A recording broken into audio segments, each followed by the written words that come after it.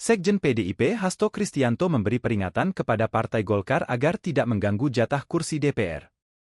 Hasto memberi isyarat perlawanan bila UU MD 3 direvisi demi perebutan kursi ketua DPR.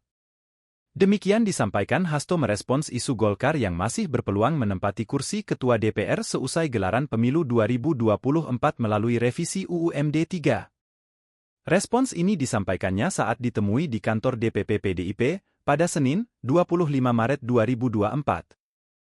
Hasto menyebut berdasarkan UU MD 3, disebutkan bahwa kursi ketua DPR ditentukan dari perolehan kursi terbanyak partai politik. Sementara PDIP menjadi parpol yang berhasil meraih kemenangan pada Pileg 2024. Dengan begitu, kata Hasto secara otomatis kursi ketua DPR akan diisi oleh kader dari PDIP. Hasto menilai, wacana revisi UU MD 3 untuk menjegal PDIP mendapatkan kursi ketua DPR itu jelas tak menghormati suara rakyat. Hasto menegaskan PDIP memiliki batas kesabaran menyikapi dinamika politik terkait perebutan kursi ketua DPR RI. Ia lantas mengingatkan kepada Partai Golkar soal kejadian pada tahun 2014. Saat itu, melalui revisi UU MD 3, kursi ketua DPR diambil Partai Golkar meski PDIP menjadi pemenang Pileg 2014. Hasto menyatakan, saat itu PDIP masih sabar dan tak melakukan perlawanan. Namun, ia memastikan bakal ada perlawanan keras dari partainya jika revisi UU MD 3 kembali terjadi. Sekretaris Tim Pemenangan Nasional, TPN, Ganjar Mahfud itu lantas menyinggung tentang kasus hukum yang menimpa Ketua DPR dari Partai Golkar, Setia Novanto. Semestinya, lanjut Hasto, kasus hukum itu menjadi pelajaran bagi partai berlambang pohon beringin tersebut. Yang pertama, kita ini kan membangun kultur politik yang baik, yang berdasarkan norma-norma hukum, supremasi hukum.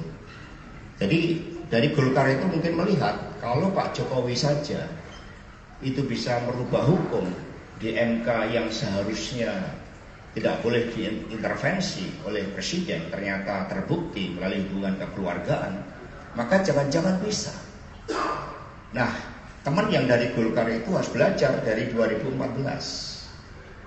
Karena seharusnya di dalam norma politik yang kita pegang, tidak bisa undang-undang itu dirubah yang terkait dengan pemilu dan hasil pemilu setelah pemilu berlangsung. Itu menunjukkan suatu ambisi, nafsu kekuasaan. Apakah tidak belajar dari dulu ketika 2014?